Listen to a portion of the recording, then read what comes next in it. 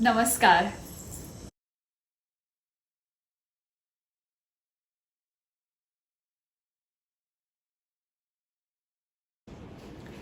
The Karma Yogi. The Bhagavad Gita introduces us to various concepts that will help us lead a good life. So we have a new concept in this chapter called Karma Yog. A Karma Yogi is a person who follows the discipline of work. These people invest their energy in doing good work without any expectations from that work.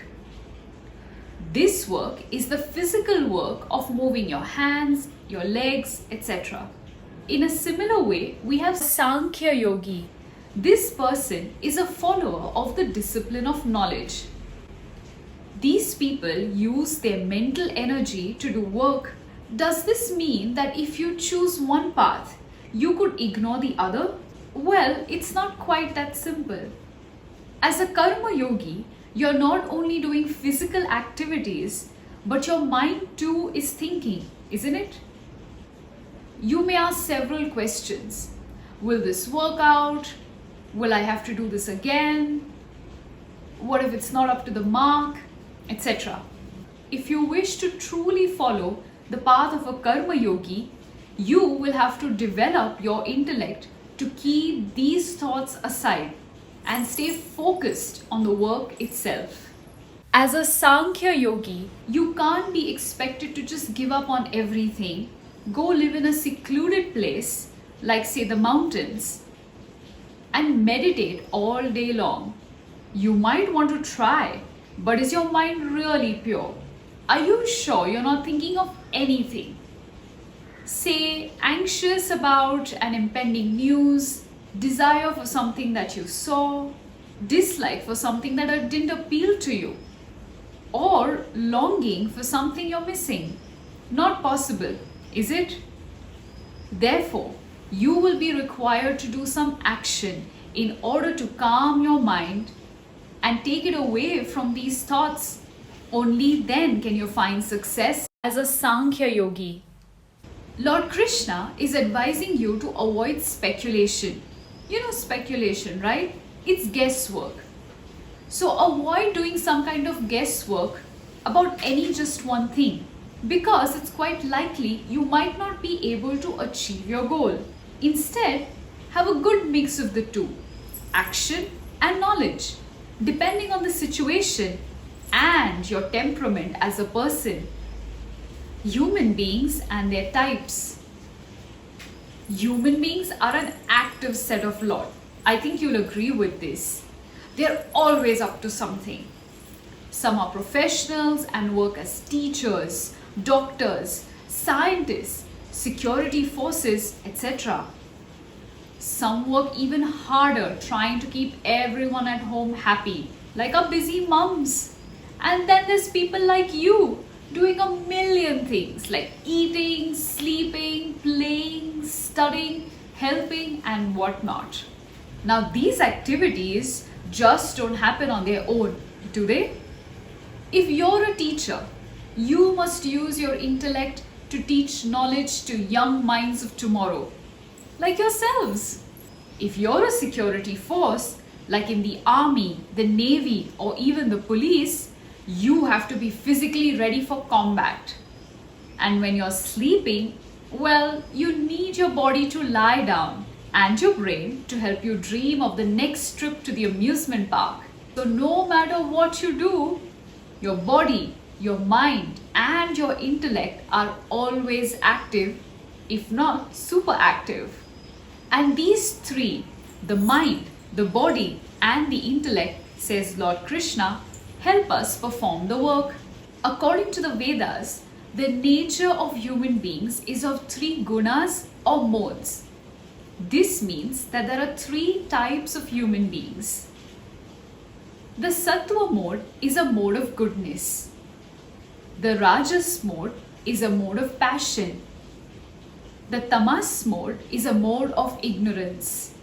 Based on human tendencies, one will know how much one is inclined towards either of these modes. And based on these modes, we perform the actions required of us.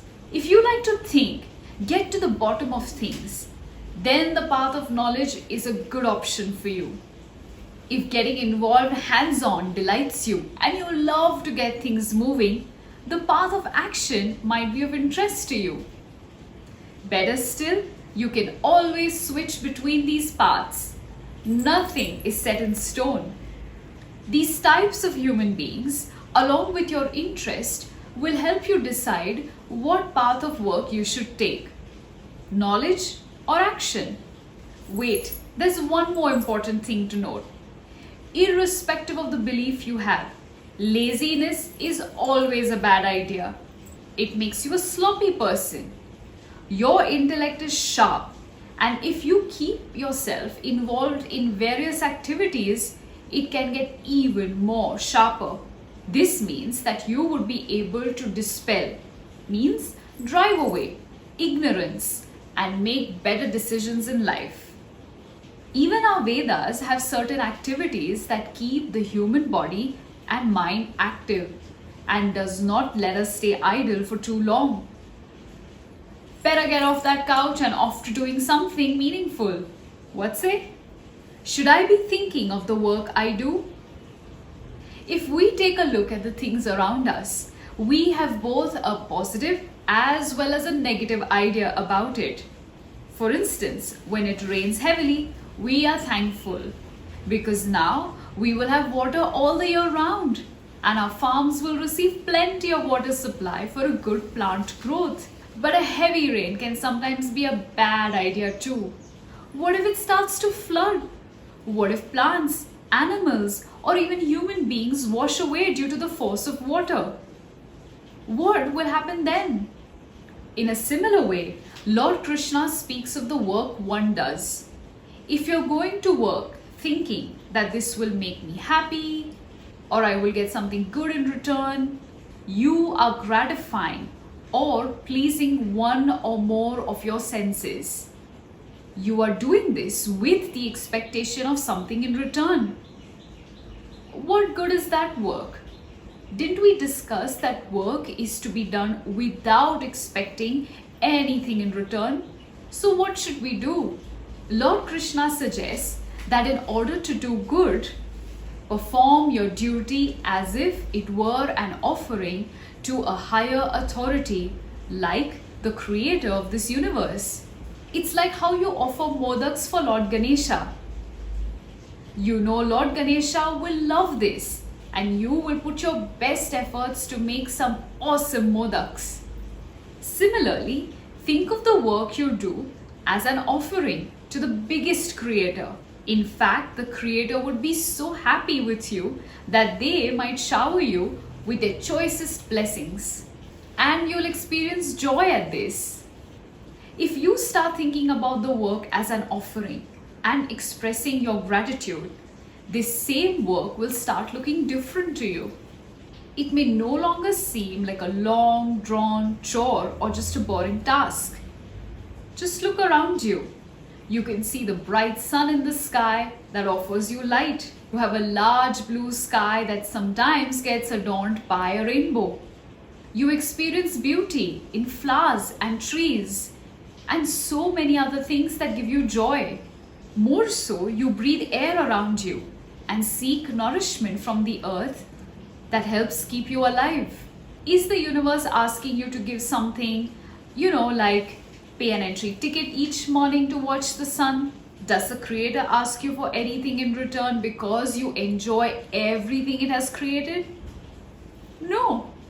In fact, it offers you more beauty to enjoy, doesn't it?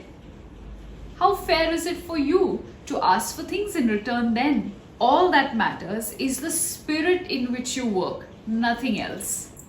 Dhanyavad.